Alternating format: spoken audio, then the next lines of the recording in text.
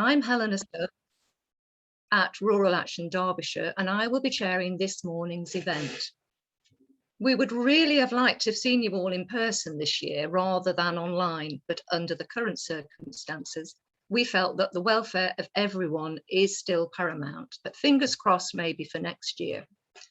Aptly named, the overall conference theme, as you know, is refresh, restart and recover. As we continue to emerge from the pandemic, we all know that community buildings have an enormous role to play in bringing about renewal, addressing social exclusion and bringing communities back together again, now more than ever. We hope this event will refresh and inspire you, the volunteers, who give up your time and energy to run community halls for the benefit of all our rural communities. We have some new ideas and case studies to help you in your recovery towards sustainability in the longer term.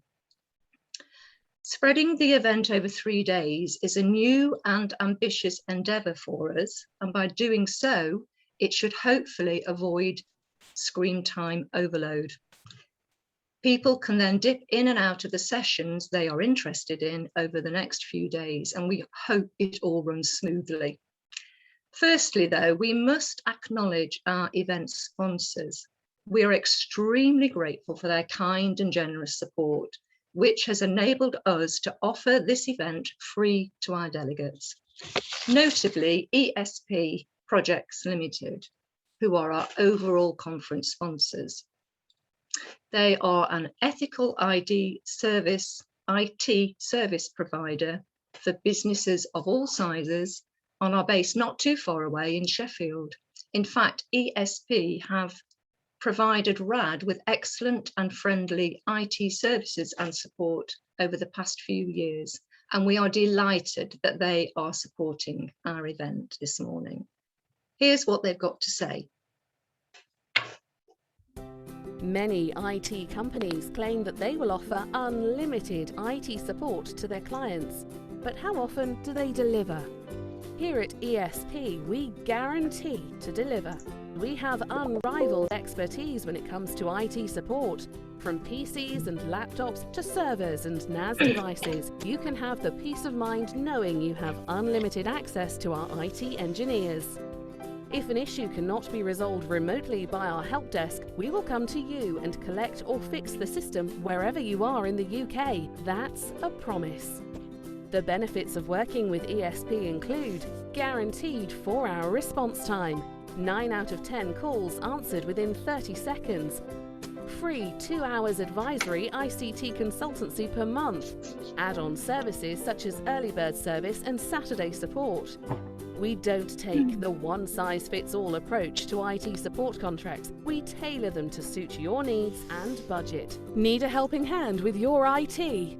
Get in touch with ESP. Equally, we thank Zurich Insurance for kindly being the sponsors of the day. That's for today. They are one of the few insurance providers that specialise in the not-for-profit sector, and they offer a bespoke policy for village and community halls, community centres alike.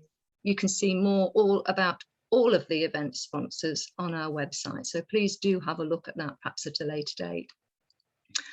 Technical housekeeping though, we are using Zoom as most people are familiar with it now, but people can usually see each other, so we've had to automatically put people on mute and videos have been turned off. If, however, yours is turned on, please go to view in the top right hand corner of your screen and click speaker view, and please stay in mute. Even though we'd like to hear all of you, there's too many to have it off mute. To help you to participate, we will welcome your questions. We do want questions from you, but please put them in the chat function, which is at the bottom of your screen. If we don't get a chance, though, to answer everybody's questions, we will try to get back to you over the next few days, but we'll try and answer as many of those as we can. As you know, today's focus is very topical and an important issue for us all. Green buildings, a zero carbon future for village halls, a massive challenge for everybody. And we're very pleased to have three speakers with a vast range and knowledge and experience in the energy sector.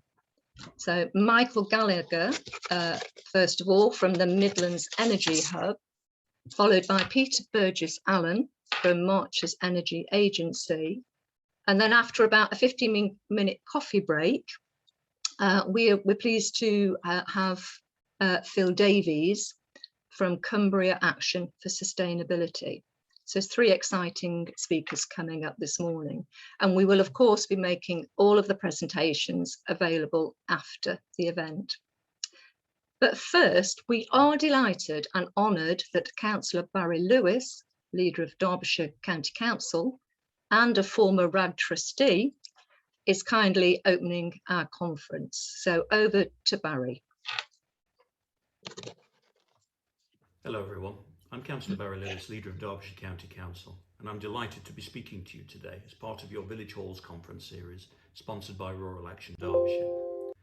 As an ex-trustee and business owner located within the heart of this great county, I'm passionate as a supporter of the work of the organisation and its commitment to addressing disadvantage, improving the quality of life and driving a more sustainable future for our vital rural communities. The fact that I'm talking to you today through the powers of technology is a reminder that the impact of the last 20 months still lingers. We are all painfully aware of the negative impact of COVID has had on our liberties, our livelihoods and our well-being. But with the benefit of reflection now, I feel it has also provided some fantastic opportunities. We've seen how communities have come together to support and watch out for each other, whether it's been a friendly face over the garden wall or donations to food banks, an increased appreciation of the quality of our immediate environment and a closer connection to nature, or developed our technological skills through virtual connections with families and online clubs and so on. I mean, who knew that Zoom was actually a thing, or that legacy hand would become common parlance? Organisations such as Rural Action Derbyshire have been at the heart of the local response to COVID, and never has the work been more vital or appreciated. I'm proud to say that the County Council has fulfilled a similar role in leading a vast partnership response to COVID recovery over the last 20 months. And this has involved providing accurate and timely public health advice to keep our residents safe, rolling out the vaccination programme, supporting whole communities through an immediate £1 million hardship fund, providing money to sustain public transport so people can still get to jobs and learning, and helping our town centres, our visitor attractions and whole sectors of the economy to recover through targeted support and substantial grants, some of which I'm going to talk about in a bit more detail later on. The county's economic recovery strategy has been in place for over a year and sets out 5 key principles to rescue, resume, recover, renew and regenerate, which I note are very similar to RAD's own principles of refresh, restart and recover. The backbone to the strategy is a clear stated ambition to build back better, not returning to carbon-heavy business as usual, but embracing the advantages that technology can provide in changing what we do and how we do it, and harnessing the changing attitudes of communities in terms of what really matters. The recent COP26 conference has brought home the critical state of the environment, and I'm proud to confirm the Council's continued drive to achieve net zero by 2032 or sooner is well on track. I would like to outline just a few of the things we're doing through our recovery programme to support renewal and good growth, which I hope will provide you and this conference with some key points for discussion or development as you set out your roadmap to supporting rural recovery. As leader of Derbyshire County Council, I'm proud to be investing in a sustainable future and taking the lead by thinking and doing things differently, not being faint-hearted or shirking the necessary bold decisions that will drive change, but by being commercially minded in seeking the best results for every penny we spend. Firstly, the Council itself is delivering a massive programme of change focused on 3 major strands. The first of those is Vision Derbyshire, which is about working better with our local government partners in the city, the district and borough councils to improve the lives of residents. For example, we've set up a £2 million county-wide business startup scheme, which is jointly funded, to help support local entrepreneurs with good ideas to take the first steps on the ladder to owning their own business. Enterprising Council, very much an approach about making sure that the council takes every opportunity to think and behave differently so that we can make the most of every penny we spend and every life that we touch. And then the final of those three strands is Thriving Communities, perhaps something you're a bit more familiar with, and it's our continued programme of work with local communities to help them become more resilient, self-reliant and self-sustaining. And I'm convinced that these are the core characteristics of successful communities and believe that they are in fact the core objectives of Rural Action Derbyshire also. But you know, to my mind, there are just two things that are at the heart of successful recovery: people and place. It's as simple as that. And this brings me to today's conference. Your focus on village halls and the key role that they play in creating vibrant, active and attractive places, or being spaces where people can come together to share, to plan, to do, is a great example of how you can take a simple asset and use it to make the biggest of differences. These buildings have their challenges. They're often old and leaky, managed by volunteers or sometimes by no one at all, with very limited funds that are available. But they have their advantages as well. Village halls of some description are plentiful across Derbyshire, and they are at the heart of remote or disconnected communities and can provide opportunities in places which often have precious little other social space on offer. I see them as vibrant, multi-purpose hubs, a vital asset in our rural renewal strategy. Not just as a place where local Scouts groups meet and the food bank is located, but a digitally connected space that can support local businesses with touchdown facilities and provide space for pop-up retail opportunities for food and drink and so on. Enable access to online health and social care facilities and be a drop-off and collection point for things like library books. It can also be a location to support sustainable travel, such as e-bikes or vehicle charging points. It can be the cultural and social heart and even a place of learning and skills development for that community.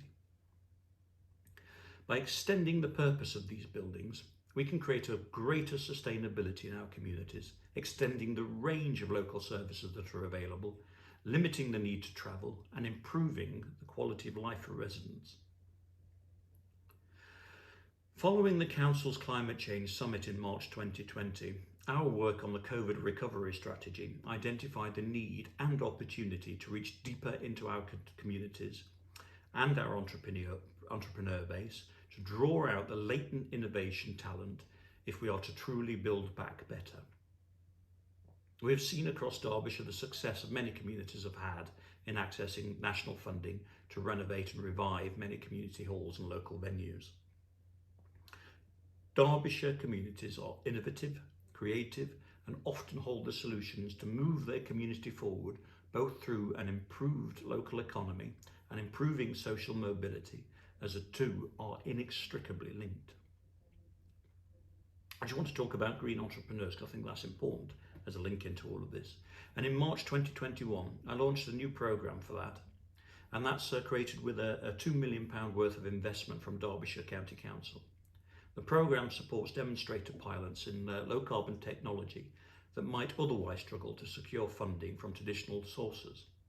It is intentionally seeking cutting edge entrepreneurial projects that fit with our plans to be a future fuels low carbon centre of excellence. The programme offers both a capital and revenue fund to support entrepreneurs in Derbyshire to support new businesses or community initiatives, alongside access to training opportunities for both new start entrepreneurs and employees of Indigenous businesses. Community energy programmes that have the ability to deliver low carbon solutions to green energy production within communities are most welcomed. Our new Green Entrepreneurs programme is at an early stage, but the strong early indicators are that the funding is being welcomed across Derbyshire and will address some of the immediate needs. But for me, and just as important, is that in laying the foundation for Derbyshire to deliver its overarching ambition to achieve net zero as soon as possible, and that we are raising the knowledge, understanding and commitment of our communities, our businesses and our partners in trying to do the same. I just want to touch on the Decarbonise programme, which through the Council's good officers, we've supported businesses in Derbyshire to cut the carbon emissions from their premises through providing technical consultancy and advice, a bespoke carbon reduction report and access to grants of between £1,000 and £20,000, which can be used to remediate buildings, heating and lighting supply, etc., and ultimately reduce carbon emissions and costs. Over 200 Derbyshire businesses have accessed over £600,000 worth of grants, resulting in an annual saving of 668 tonnes of CO2, and that's amazing. Also, Derbyshire County Council is a partner of the Local Authority Energy Partnership, which commissions an annual climate change communications service currently being delivered through March's Energy Agency. The communications service normally provides a number of face-to-face activities, but in response to COVID challenges, it has switched to offer other things such as energy efficiency audits of town and parish council buildings to identify ways to improve energy efficiency and reduce direct CO2 emissions. I know that many places such as Holmesfield Village Hall have benefited from this work. In addition, work has started with the Derbyshire Association of Local Councils, DELC, on carbon audits at parish level following a pilot training day delivered by the Centre for Sustainable Energy.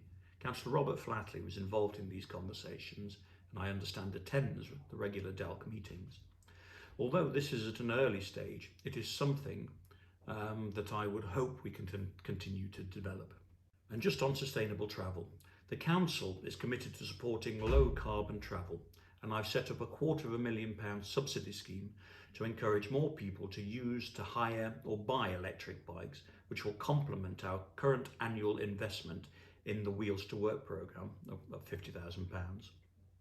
The Council has already installed 218 electric charging points, most of which are double sockets, offering charging for up to 350 vehicles at any time.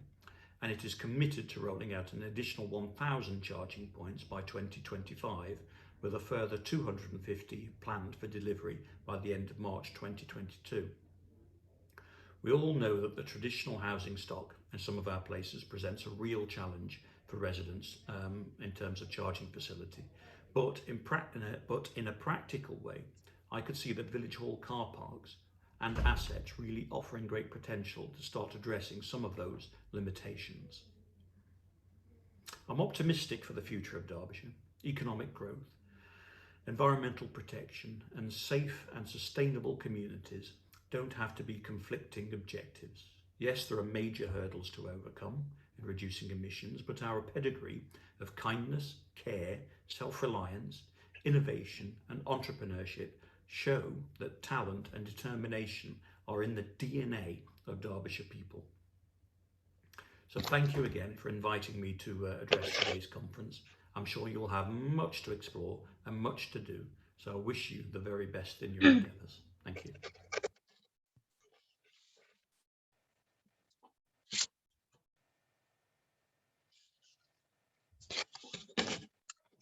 Right, thank you, Councillor Lewis. That's very kind of you to open the conference for us today. We're very grateful for your support and this inspiring opening address, and it's certainly set the tone for the morning, set a tone of revival and renewal for the rest of the morning's agenda. So thank you again, we very much appreciate that.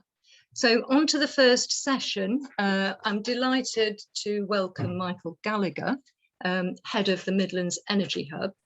In his career, Michael has had many varied roles in the energy industry and on fuel poverty, including working for the Energy Saving Trust and with local authorities and on commercial and large-scale energy projects and solar PV. So we'll have Michael's followed straight away by Peter Burgess-Allen's session, and then we'll have a joint question Q&A session after that. So please put your questions in chat, and then we'll address those after both speakers have had a chance to do their presentations. So I will pass over to Michael. Welcome, Michael. Okay. Thank you, Helena. If I can just confirm you can hear me okay with no problems? Yep. Okay. And if I'm just confirm as well, do you need me to share the slides on my side? I shall share them on your side for you. Give me 2 seconds. Thank you.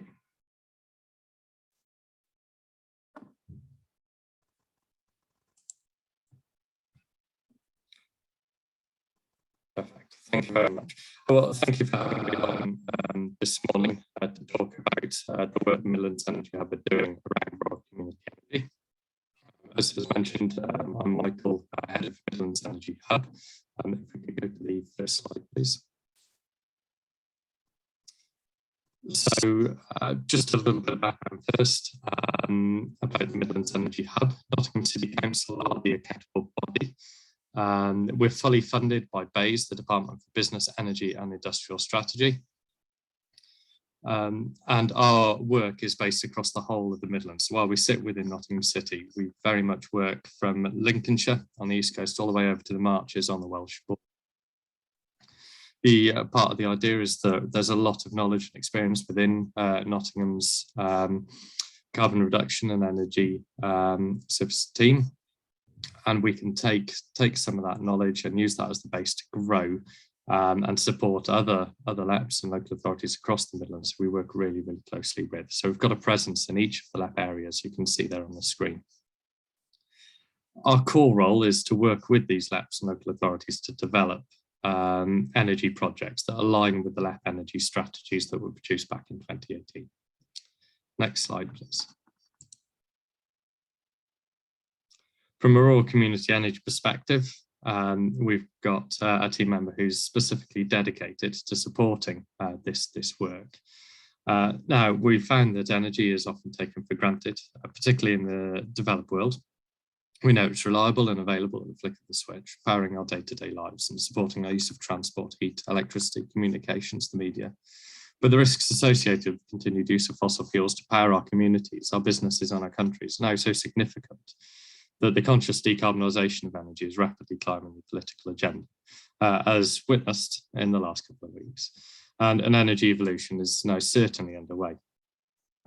We found with any evolution involving large-scale infrastructure, initial investment is often focused on highly densely populated areas, meaning rural communities are left behind.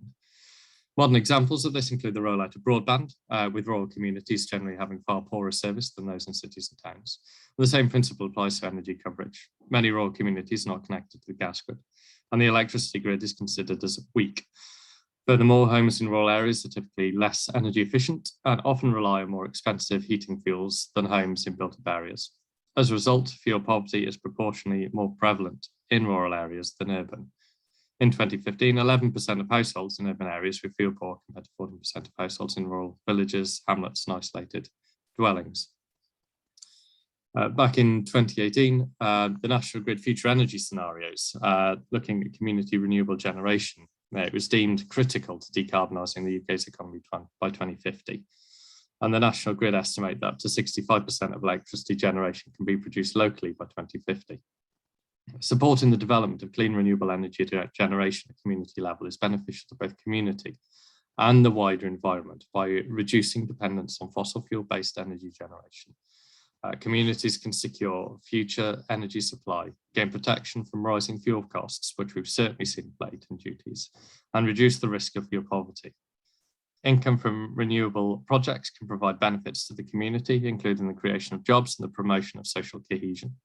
And considering the above, community energy has a significant role to play. It's vital rural communities are enabled to act and are not left behind during the energy transition. Next slide, please. So 5 energy hubs funded by BEIS have been set up across England to develop low carbon and renewable energy projects, as mentioned at the beginning. These projects can be delivered at scale to assist in the decarbonisation targets of their respective regions. But part of the responsibility of the hubs is to deliver the £10 million Rural Community Energy Fund, often known as RCEF, that's been provided to enable rural communities to take ownership of the energy challenges facing them. The fund provides grants to support communities in rural locations to develop their energy projects, and they're split into 2 stages. Stage 1, to cover feasibility of up to £40,000, and stage 2, up to £100,000 for business development and planning of feasible schemes. Next slide, please. The fund covers the high-risk cost of projects, facilitating the development of feasible projects, giving local communities the confidence to finance and deliver beneficial renewable and low-carbon energy projects. Principally, the Rural Community Energy Fund aims to support rural communities by helping them to maximise the income-generating potential of renewable energy and putting this to work locally. Increase the uptake of community and locally owned renewable energy to support the government's targets for renewable energy and carbon reduction, and promote rural growth, job creation and volunteering opportunities to enable communities to access the economic benefits associated with renewable energy schemes. The initial designing of a scheme, understanding the technical feasibility and upfront costs associated with gaining planning permission, are considered challenges for the development of community scale projects.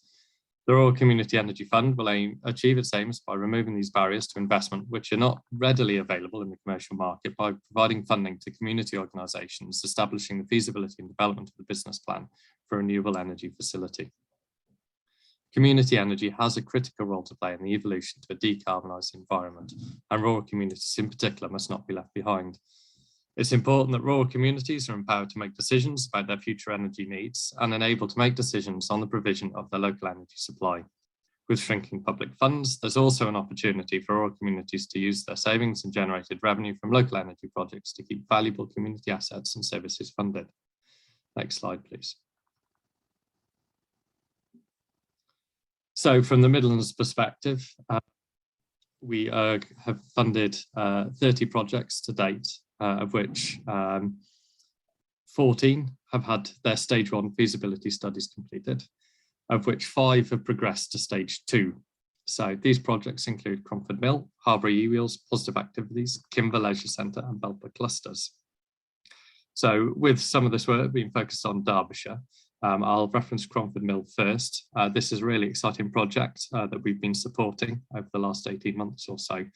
And it's obviously at the site where Arkwright 250 years ago was using a hydro power to power his mills in the Derwent Valley.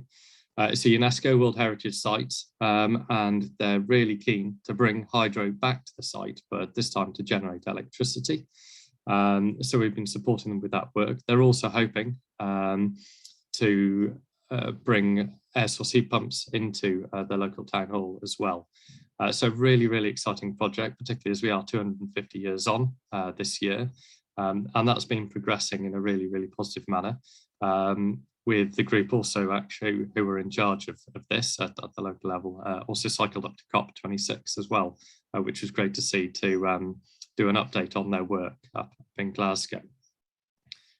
Harbury E-Wheels, this is actually based over in Warwickshire, really exciting project where they're looking at using their village hall, so to speak, as the centre of the project, but they've got wind generation they're considering, solar PV on the village hall, battery storage and EV charge points to power electric community minibuses to take people who haven't got easy access to vehicles, to hospital appointments, doctor appointments and the like.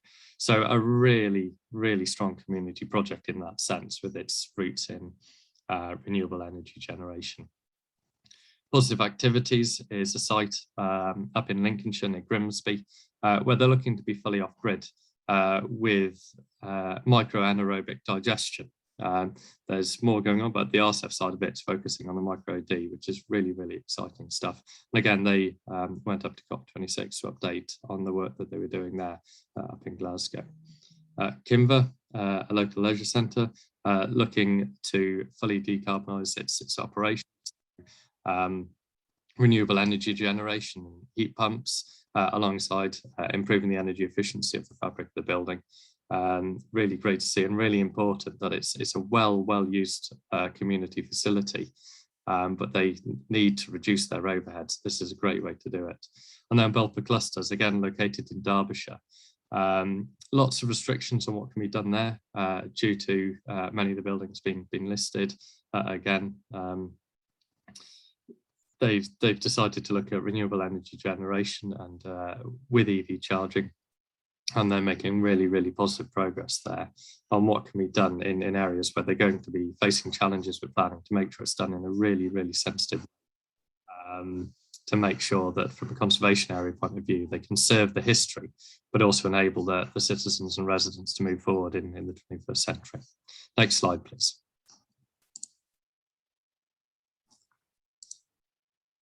So just to talk a little bit broader then about the work of the Hub, alongside the RCEF scheme, we're running a host of other projects, some of which may be of interest to people in rural communities. And we're about to embark on some work around low carbon food of the future. Now, we know we've got a growing population, a fixed amount of land, and we can't grow food on all of it.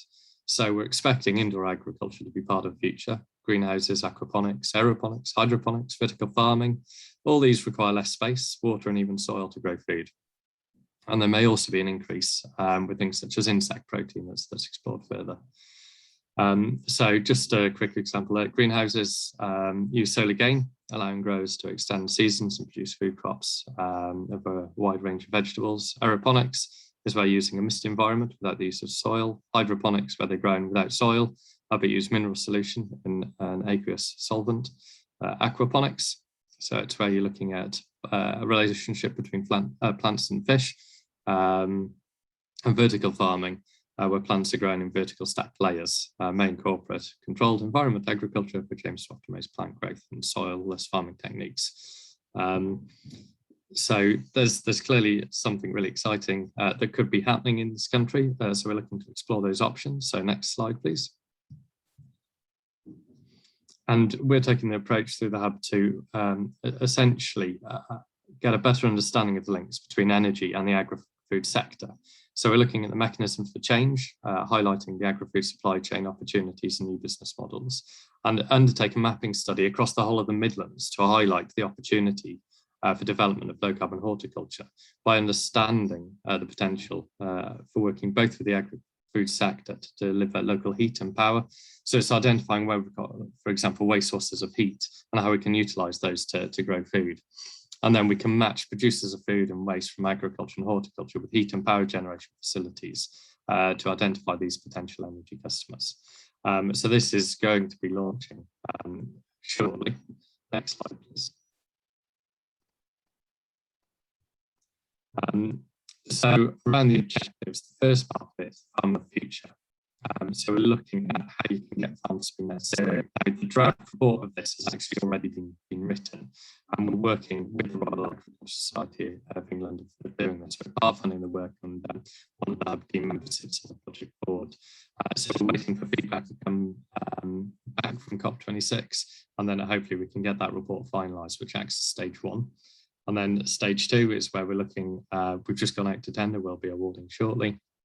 And we're going to produce reports that identify where these sources of heat and carbon dioxide from farms and food waste can be identified and utilised, and how we can quantify that energy available from agriculture and food waste, and to get a better understanding of how farming and agri-food and other land-based sectors in the decarbonisation of rural areas, alongside supporting local authorities and understanding what those opportunities actually are that can arise from things like food waste collections, and the potential of meeting carbon targets through the projects and how they can be customers for energy produced by any project.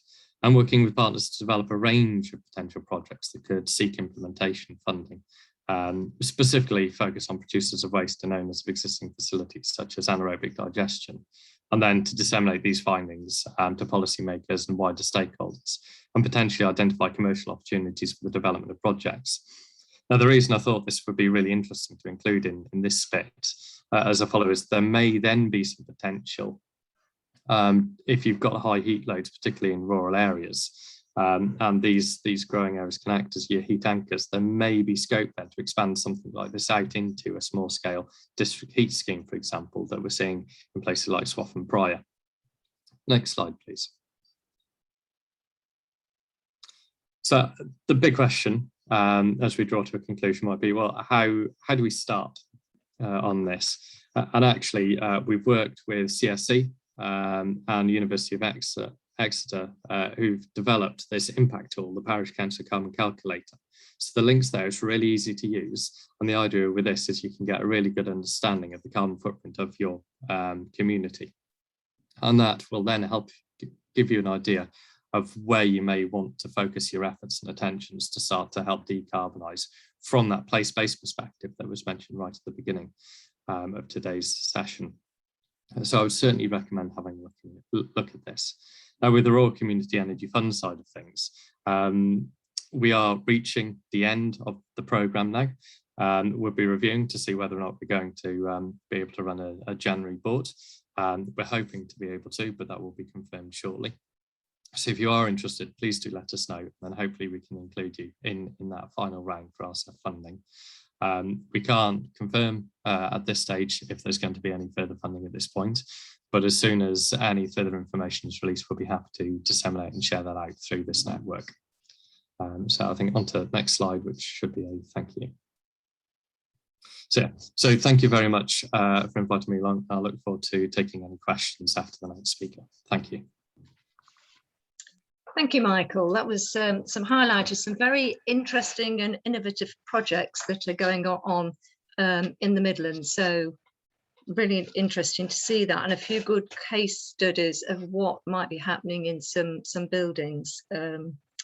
So we can talk about that in the chat and explore it a little bit more, but we'll move on now to Peter Burgess-Allen, who is the project manager for March's Energy Agency, which has been mentioned by Barry Lewis, and Michael have mentioned March's as well. So, and then after that, if you have any questions, put them in chat and we will discuss those before we stop for coffee break. So I'm delighted to pass over to Peter from March's Energy Agency. Thank you, Peter. Hello, and thank you very much, Helena. Thank you for inviting me along. Apologies, I haven't got the fancy backdrop. I couldn't make it work without looking like some Star Trek monster, so I'm going to have to leave that off. So yeah, my name is Pete Burgess-Allen, and I work for March's Energy Agency. I do live in Belper, in Buxton, in Derbyshire. Although March's Energy is based in Shrewsbury, we've been active in Derbyshire for some years. If I could start my slides, please. Thank you. Yeah, so working towards greener community buildings. As Councillor Lewis mentioned, we've been doing some building surveys around the county over the last year or so as an alternative to some of the other work we generally do in support of the county council and the local authorities. So that's kind of how I come to be here. Really. So yes, if we could, next slide, please. A little introduction to March's. If you don't know who we are, we were established, we're in our 25th year. We're based in Shrewsbury. That's our building there on the right, which is a sort of renovated, refitted pump house on the river in the centre of Shrewsbury. It's got lots of solar panels and it's been nicely retrofitted and insulated. It's a great building, award-winning. We've been active in Derbyshire since 2009, running the local authority energy partnership, and more recently the Warmer Derby and Derbyshire Fuel Poverty Support Line, which I also manage. So trying to focus efforts on helping people with the homes and upgrading and dealing with energy bills and so on. So as part of the energy partnership work, we run a website, which is a sort of, on the left there, you can see some of the content of that website, summarize the sorts of things that we address on that website. It's accessible to everybody. I encourage you to go and have a look. You can sign up to our regular monthly newsletter too there, which there's a link simply on the parish, on the newsletter tab there on the left. You can sign up to that, and it's full of lots of local activities, groups, advertising what's going on locally, lots of news and things too. So yeah, do take the opportunity to have a look at that if you can. So next slide, please. yeah, I thought I'd just quickly introduce the context of why are we even worrying about all this, retrofitting and so on. Firstly, well, I don't come at this as an expert really, as a buildings surveyor or any of those. I don't have particularly those skills, but I have been doing some audits recently, as I mentioned, of some community buildings, and it's been really interesting, building on my interest of energy and buildings that's built up over the last few years, largely coming out of the climate change agenda. So we're talking about COP26 this year, this weekend's just finished. What does 1.5 degrees rise mean? Is that safe? When the answer is clearly it isn't safe. There's a huge amount of urgency to try and keep the limit to 1.5 degrees, but that doesn't mean to say that that's a safe limit. And we all need to be doing everything we possibly can to try and address the carbon dioxide emissions that we are all responsible for. So last year is estimated that we were already at 1.27 degrees above pre-industrial levels. So we're almost at the 1.5 degrees level at this point. So that sort of shows you how much time we've wasted and how much energy we need to put into this to tackle the problem. And you can see on the right there the scale of the increase in warming over the last 150 years or so, since 1850. You can see the observed peak there coming up. That's 2,000 years of history, and that's what's happened in the last 150 on the right there. So just to put a bit of context there of why we're so concerned. Next slide, please. So what sort of responsibilities what sort of role can you play as you've got a tiny little hall in your village. One of the things I think is quite important is that it's whatever you do will be visible, and it will help to normalize action around carbon reduction, so that as soon as one person pops up a red and white umbrella on the beach, everybody wants to sit under one. So as you're managing a public building and you have a role in making action on carbon emissions visible, and there's a role there, I think, in perhaps helping people understand the problems, perhaps taking 1 or 2 little messages home with them. Next slide, please. So what resources have we got? You've got you may have a core group, you may be only 1 or 2 people managing the building. That's probably quite daunting. You're going to have to involve the building owner, so to do get them on side, obviously. So it is about the wider, the people around you as well. Don't think it's all your responsibility. You've got a wider community around you that you could draw on, the building users. So perhaps try, I think probably quite important to get them together, perhaps develop a steering group so that you've got some support, and somebody to discuss options with. You may have local expertise in your town or village. Draw them in. If you've got builders, architects, perhaps installers, or somebody who works for an insulation company who could you can tap up for information about costs and so on. You might have a local parish newsletter or a radio station that you can use to recruit for fundraising, get some skills in to help you out. And then finally, you may well need to contact your planning department. So there's a reference there on the bottom left. I've drawn some of these thoughts from some work that CSE have done. Unapologetically, they've got great materials there. So just have a look there if you need to. There's some nice summaries of what you might want to think about. So yeah, next slide, please. One thing you might find on the CSE site is this little pie chart, which is a nice summary of the typical community building energy usage, and you can see it just makes it very clear that space heating is the big cost. Lighting is fairly secondary, and then other appliances and water heating are fairly small components of what you're paying for really and through your energy bills. So space heating is the first thing to kind of think about. Next slide, please. I thought I'd just introduce this energy hierarchy to perhaps help you think through, where to start. So starting at the bottom, the first thing really is to try and reduce demand, and that's all about behaviour change, getting people to think and be aware of what the energy usage is. Michael mentioned how we take energy for granted, and that's something we really need to all change in our own sort of day-to-day lives. So behaviour change, can cost nothing. So it's not an expensive thing to do, but it's probably quite difficult. The second thing is then to reduce losses. So that's getting onto the physical improvements for building, insulation, efficiency of heating systems, and so on. So that's also quite challenging, but there's a lot of support out there, and I think Michael's probably in a good place to help with some of that. And some of the audits, the things that I've been doing, play a part in helping to guide you if you need to.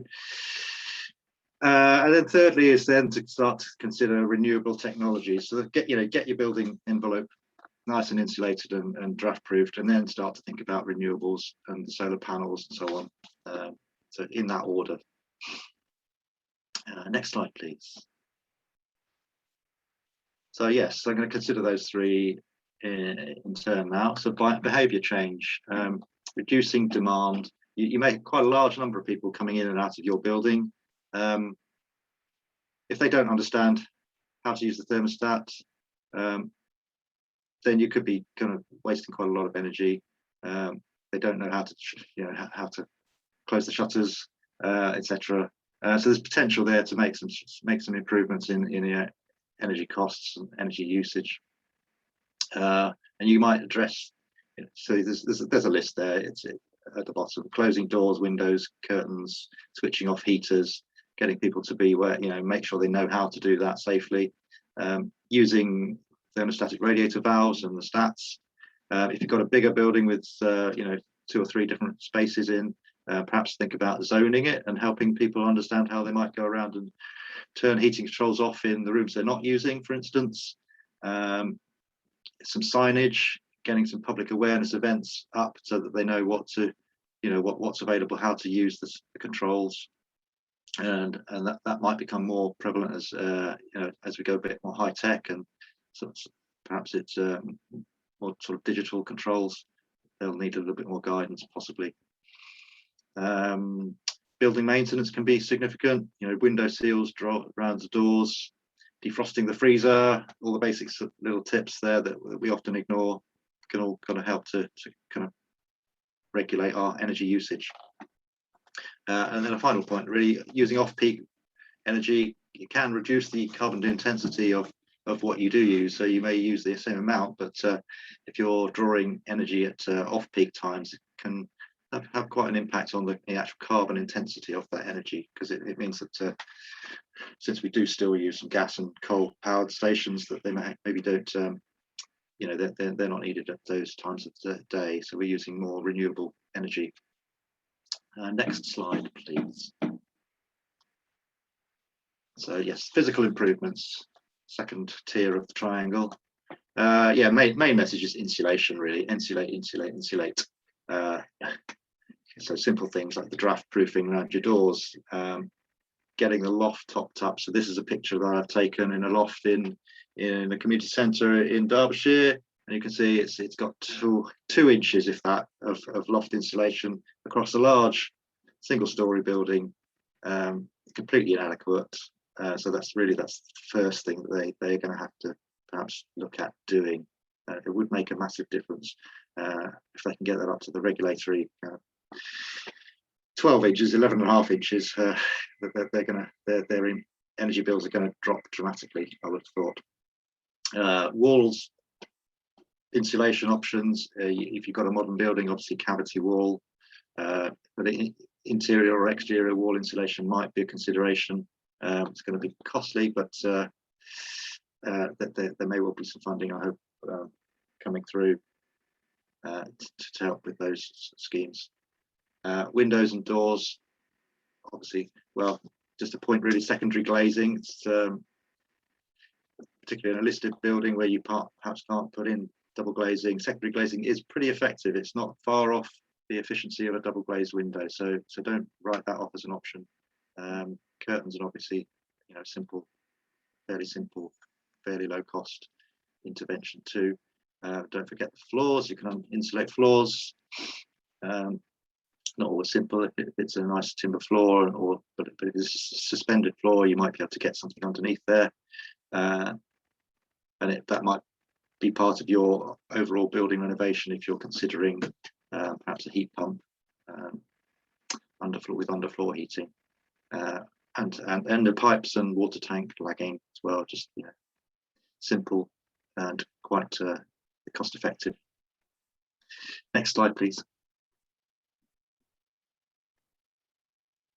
Great, yes, and just consider quality of what you're putting in. You know, not all materials and units are the same. You know, this is some double glazing units.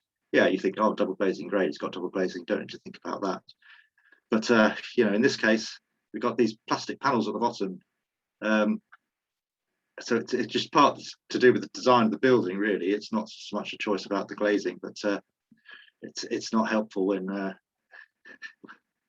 really there are things we could do here. We could perhaps build up some, you know, some PIR type insulation panels on there and bulldoze off, make it nice, a little bit more cozy, make a big difference. But yeah, do think about the materials that you choose, the types of windows and interventions that you choose. This is important, and the life cycle of those materials too. You know, this is UPVC. You know, it's at 40 years age. It may well be coming to the end of its life. Where perhaps a choice of a different material, timber frame perhaps, or whatever, would last a lot longer and not need to be dumped in a waste site. Next slide, please. Yeah, so space and water heating, the big costly items. You may be considering, you know, what do you do? You've got a gas boiler, it's 30 years old. What's the next option? Heat pumps, air source and ground source heat pumps may be a choice. If you've got some territory around your hall, a ground source heat pump will probably be the more efficient, though more costly initially, system to put in. Or you might want to think about electric high heat retention storage heaters. These are fairly new, advance on the old style of storage heater, a little bit more smart, able to take advantage of Wi-Fi and weather forecasting, so that they can predict, you know, how much energy they need to take up.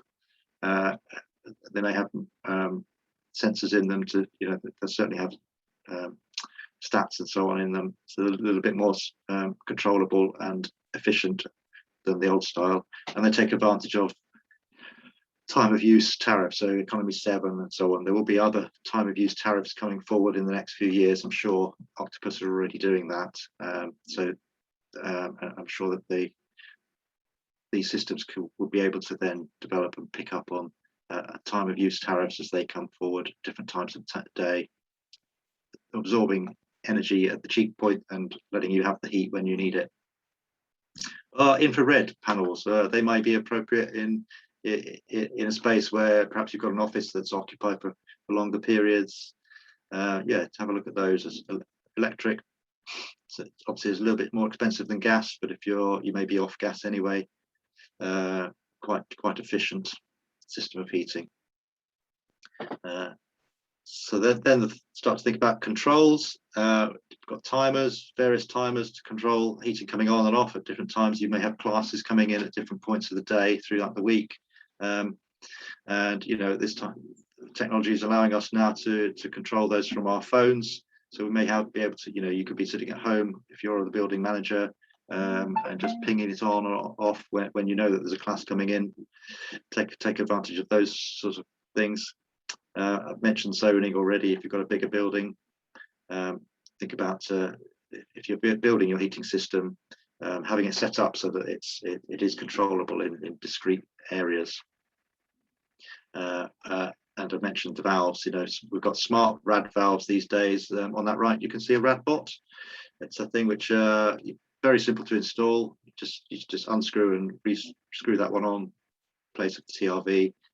It can again pick up weather forecasts and so on, and it will learn actually how the room is occupied and the patterns, and can come on and off when needed. So that might be some sort of simple device that you could make use of. Water heaters, point of use, might be more efficient than heating a tank full, but do beware of methane and propane types. They are sources of CO2. And next slide, please.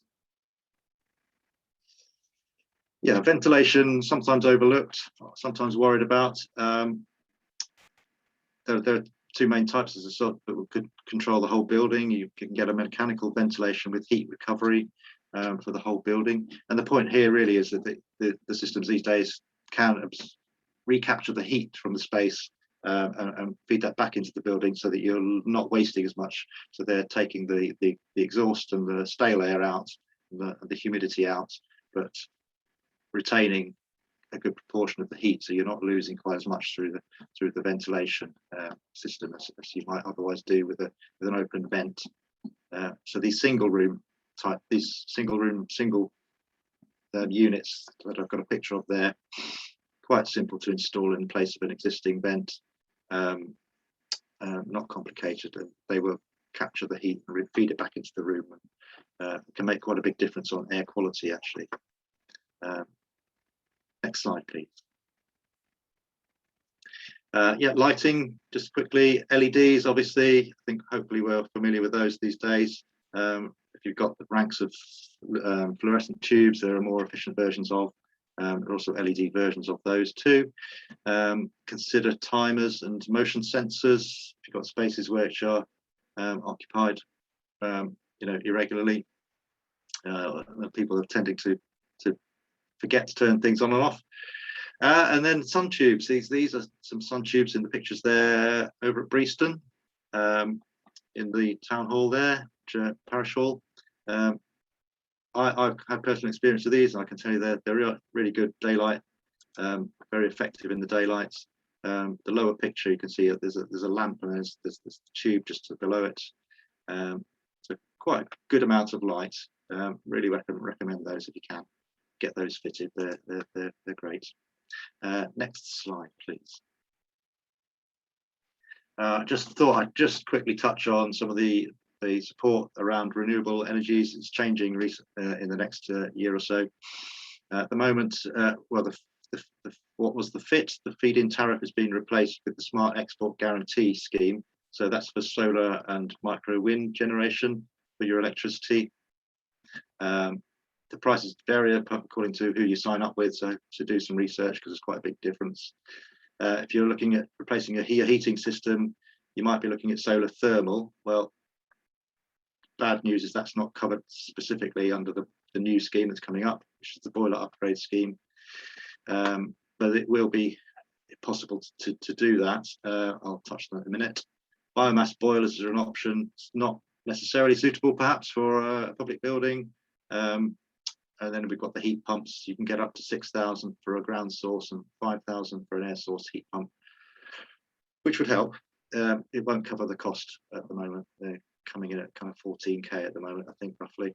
But that's available too. So yeah, in terms of solar thermal, if they're incorporated into a heat pump system, as part of that system, they can be matched. Can be costed for if that's that. But it's not going to help. It's not going to be covered completely by that boiler upgrade scheme, which will come in next April. Next slide, please. So yeah, occupancy of the building is always a bit tricky, really, isn't it? With the public building, you don't quite know. It's not necessarily routine day to day. So you're going to have to think a little bit about the responsivity of your system. Is it going to warm the building up in time for your class, or is it going to be still at 50% when they've left? So some of the systems are more kind of low energy input, steady state sort of systems, not quite what you're used to with perhaps gas fired central heating system, which is why the insulation is really critical, I think, so that you're not losing too much heat in between classes. Controllability, I talked about smart systems, yeah. Zoning, time of use tariffs, think about all those points. Thank you, Sky, I've seen that. Next slide, please. Yeah, and just a final point, really, please don't consider your building in isolation. It's part of the wider kind of ecosystem of your village. Overheating and cooling may be an issue, so do think about shutters, screens. Can you plant trees nearby? Is the heat pump that you're choosing able to reverse and become a cooling system? Can you get charge points in? Think about low flow taps, water conservation issues. The waste that's coming out of your building, composting. Can you implement a garden, get a composting up, and that would be good for your community. And the biodiversity, the soils, carbon capture in the soils. It's about the overall resilience of the building, building local skills, food growing, all those issues. They're all part of the same kind of concerns, really. So that just generally a broader point, really, is just think about use your building as part of a holistic solution for your village. And the next slide is just some contact details. So, sorry, that's some useful resources too. So just, yeah, some links there to some of the CSE and Ofgem links. And that's me done. Thank you very much. Sorry, I've overrun a tiny bit.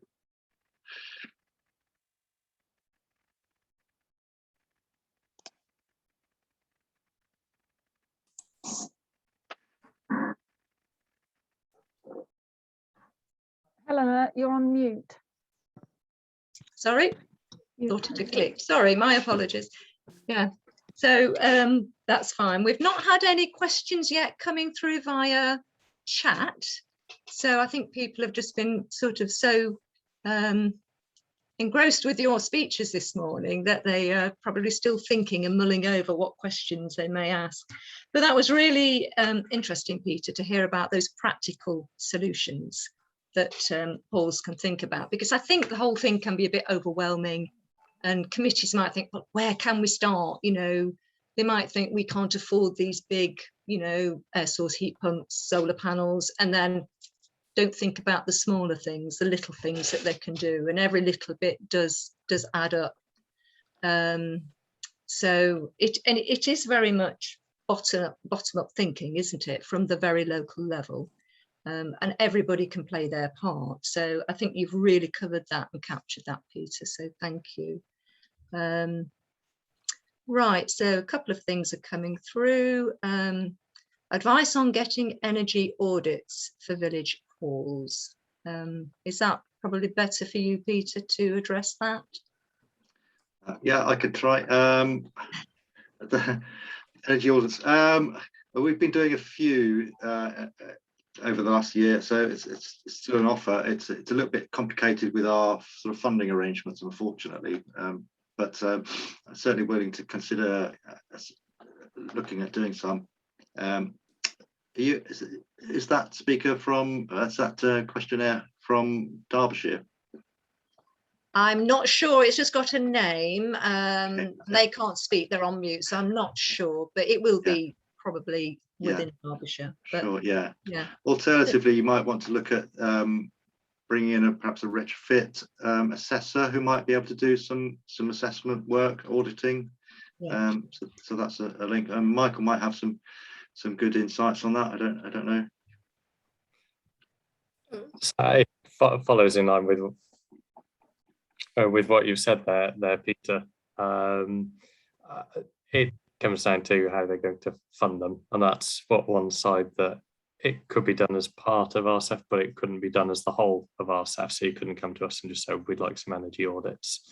You know, there's got to be that grander ambition, really, which kind of answers some of the question there, which may be relating to that side of things. But fundamentally, I think you need to understand what your best options are, and that's the importance of the energy audit, isn't it, Peter, to get a good understanding so you don't go down the wrong route early on and waste money that aren't right for your particular building.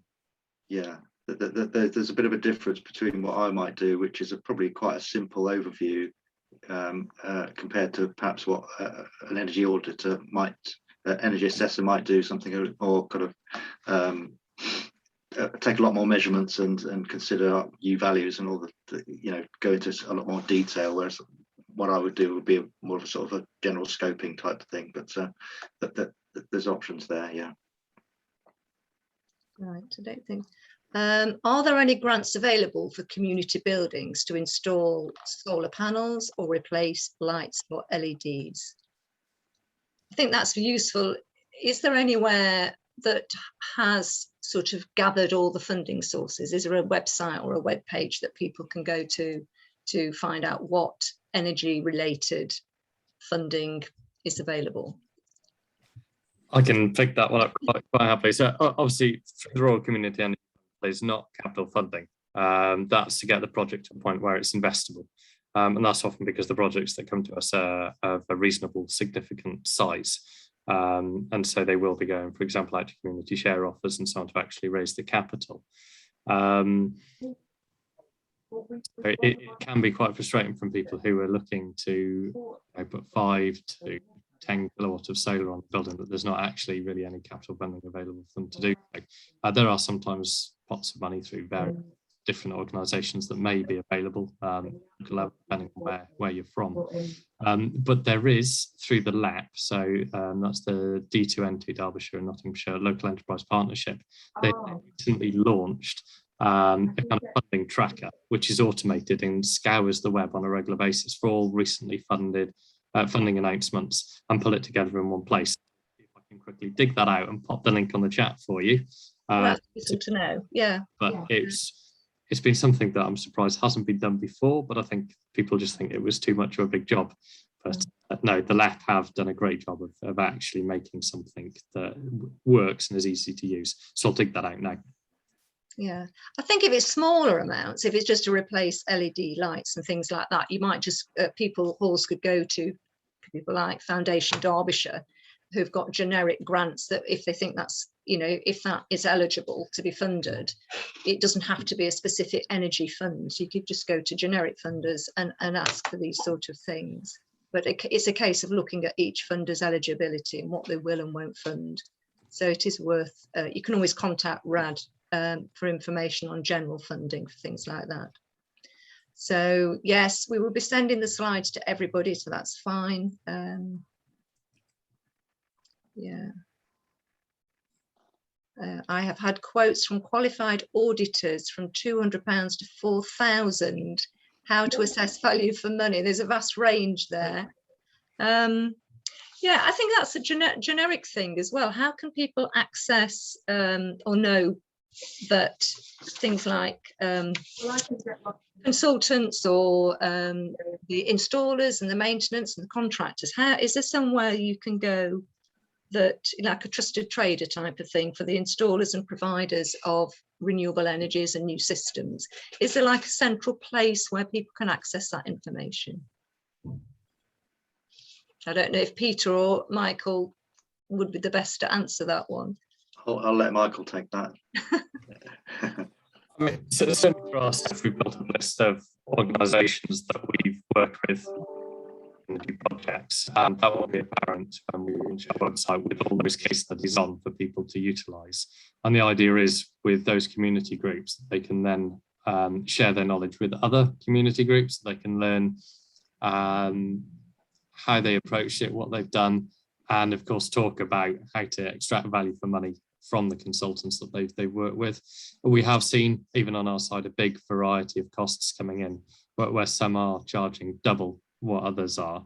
And that comes down to making sure that you're very clear with your specification, what you're asking for, and then making sure, just like you would with any quote, that you align what they're quoting for against what you're asking for. So you're doing as best as you can to compare apples for apples, for want of a better term. It can be difficult, but it's about being really, really clear with what you're trying to do, because the woollier your brief is, the more to charge you to cover those other bits that they don't know might come out of the woodwork. So it is about clarity and being really sure about what you want. And if you don't, really understand what it is you're after, and see if you can get some friendly advice first. Again, happy to have initial conversations depending on the question. But yes, I appreciate it can be difficult, but clarity is key, and making sure you've got that very clear vision. Yeah, and get more than one quote as well. Yeah. An interesting question from South Derbyshire, which is an ex-mining area, which is flooded mine workings beneath them. Is this a source that can be tapped into for heat pumps? So it sounds like it's a flooded area underneath, a flooded mine workings beneath them, presumably the village hall or the village. Is this potentially, could that be warm thermal water underneath that they could tap into? So from a mine water side, we've supported the development of a white paper with the North East Energy Hub region and the North East LEP, who led on it. That was looking kind of like at the policy and regulation around that. So that is publicly available, and happy for whomever is asking that question to drop me a note, and I will send them that paper directly. It is the Coal Authority, as I understand it, may be able to do an initial very basic feasibility at little or no cost. But once you go from there, you will need to make sure you've got access to the significant funds to make sure you do a proper feasibility to work out if it has really got the potential to do it. Fundamentally with this, scale is key. So obviously the more properties you can look at engaging with this to utilise the heat from the mine water, if it is technical, the better. Because obviously if you're just looking at one or two properties, the cost isn't going to be worthwhile. So it does depend on the size of your community on whether or not it's likely to be financially viable. But we are looking at, have been looking at feasibilities within Nottingham. So there have been some learnings that are coming out of that, again, linked to part of my answer just now. And there are other areas that are looking at it. So for example, Energy Systems Catapult have been working in South Wales on a project there. Where they're looking at extracting mine water energy, and there's a project happening up in the northeast as well. So there's a couple of examples where it is actually happening. But yeah, the one in South Wales, the village is called Kyra. If you want to have a look at that, that is linked through from the Energy Systems Catapult pages. Again, I can see if I can quickly dig out a relevant link for you. The one in the northeast, I can't recall off the top of my head, but again, I'm sure we can find out swiftly in the northeast region. Yeah. Yes. Somebody mentioned about energy audits. There are available templates online, so we can send you information how you can just halls can access those.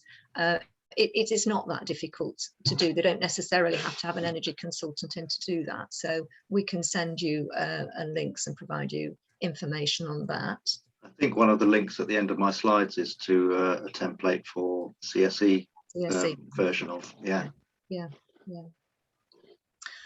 Somebody asking about the rough indication, a rough idea of the cost of a ground source heat pump or air source heat pump at a larger hall, as I suspect the boiler upgrade grants will not cover the full cost, especially for a ground source heat pump, and it would be helpful to know what the balance to be found from elsewhere would be.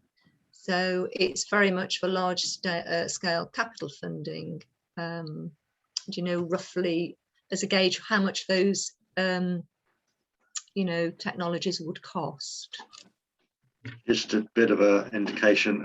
We've been involved with the local authority delivery of the Green Homes Grant, and this, I think the cost of, or the price of these units and the installation of has gone up dramatically, kind of as a consequence, really, because there's such a demand at the moment. So I think at the moment you're looking for a domestic system, it might cost you now something like around 14,000, whereas it was perhaps around 10, a year ago or so. So it's gone up quite significantly, and that may well settle down in a year or two. We don't know. So if you're adding on a little bit for a bigger system, and for a ground source, that's going to be a proportion more, probably 20-30% more perhaps. So you might be looking at 20. I don't know. I think post-COVID, a lot of steel costs have gone up. Costs have gone up in general. So it's any building project, extension project, the costs have suddenly shot up. So that isn't surprising to hear that's the increase there. Yeah. Are there any more questions coming in from delegates? And obviously there are lots of things to address and lots of things to cover. We're sort of quite limited on time. I mean, another thing that is quite pertinent is the rising cost of utility prices. So it makes it a little bit more, in a way, pertinent and urgent that halls need to start thinking about renewable energy. We don't know if these high prices, utility prices, are going to stay as high as they are at the moment. But it's whether the renewables are going to be cost effective for them to start thinking about that. The ACRE did a national survey, report came out last year, and it found that only 8% of halls, I won't say only, were considering of replacing their heating system in the next 5 years.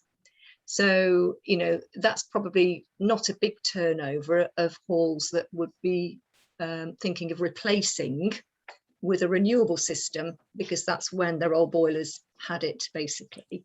So move over to renewables could be quite a slow process without funding and support. From what you said, Peter, next year there is some funding that might be coming in, or grants that will help people, halls, maybe more of an incentive to replace their heating systems a bit quicker, a bit sooner than they would have done otherwise.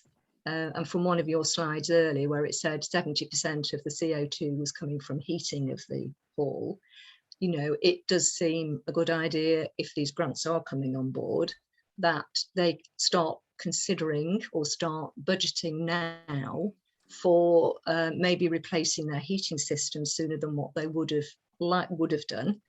And also, you know, that would in the longer run mitigate the rising utility prices. So I think it's a pertinent time, it's exciting time if the government incentives and grants are going to be there. So obviously that's something we'll keep our members informed of as time goes on. Well, thank you so much to Peter and Michael. Sorry, we can't answer any more questions now. We will try, if there's any more that we haven't answered, we will try and address them and get back to people. You're very welcome to stay for the whole of the morning, and we're going to have a break for coffee now. And if we can resume back at 11 o'clock for our final session with Phil Davies from Centre for Cumbria, Sustainable Energy at Cumbria. So we'll